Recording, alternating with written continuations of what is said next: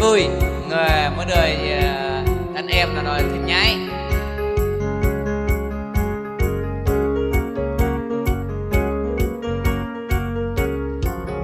nhạc và nạt.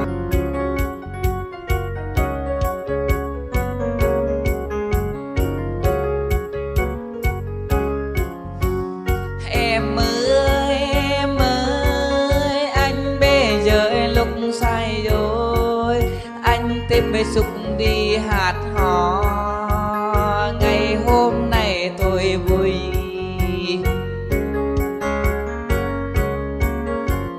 tôi ước mong ngày mai tôi sẽ hát cho mọi người cùng nghe văn nghệ vui lắm. Em ơi bà con ơi,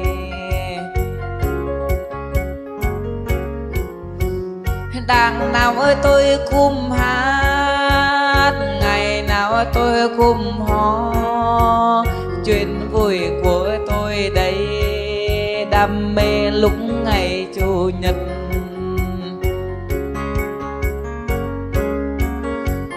Tôi trong đàn ba hồ sơ, bây giờ tôi lại sáng tác hát chơi. Vâng ơi lắng nghe em anh ơi, cùng nghe Nguyên hát một bài.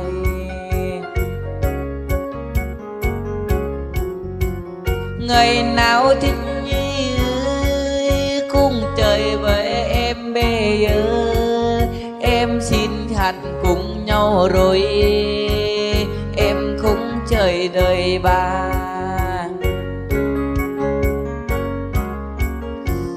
Em thích chơi Yamaha, em thích chơi piano, em thích chơi đồ mang trống, em thích chơi điện thoại hát.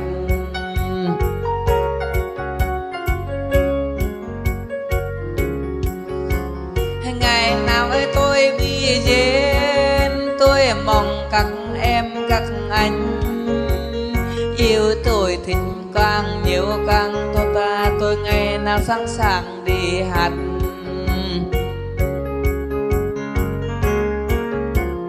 Tôi xin cảm ơn tất cả ai yêu thích cùng nghe, ai lắng nghe dòng ca tôi hát tình vô na, ai cùng vui.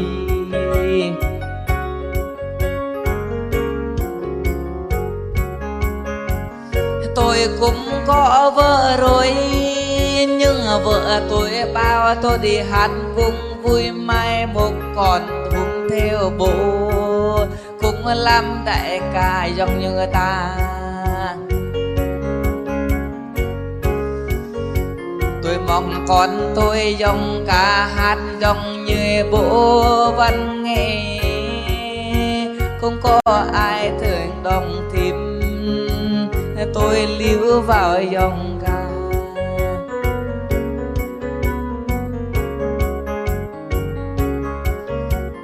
Tôi đi xa đây, tôi biết ăn mừng các người, tôi biết nghe người hát hò.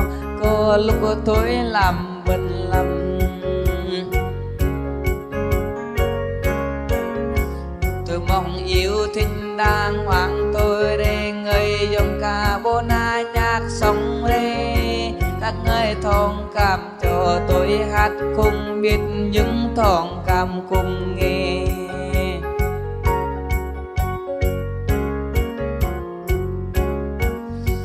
Tớ lấy câu to bi thôi mình lên pla, tớ lấy câu to bi chợ vinh lên pla, tớ lấy câu dập này ấy biển chắc là ple pla.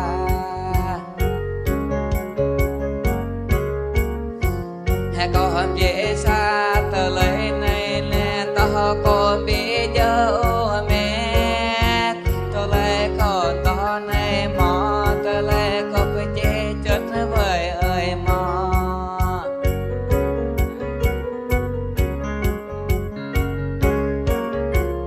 Đồm tờ lời có dập kẻ biển ghé ơi mệt. Đồm tờ lời mòn phố che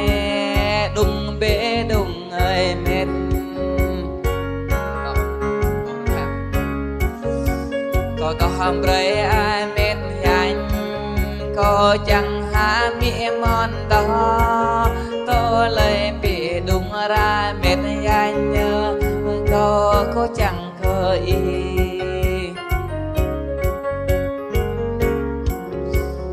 tôm ý nào ra mẹ tôi là mặt in thấy ơi mẹ bố mòn tỏ lắm mang mẹ bị chắc à lời mẹ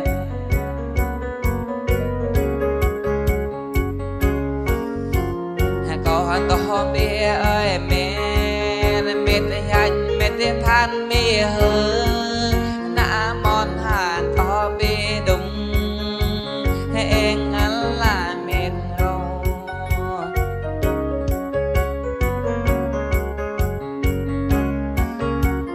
có nhà biển mê tim lan này hàm tỏ yam gầy hàm ngơ thở đời tỏ dập tỏ biển chắc nở vỡ bờ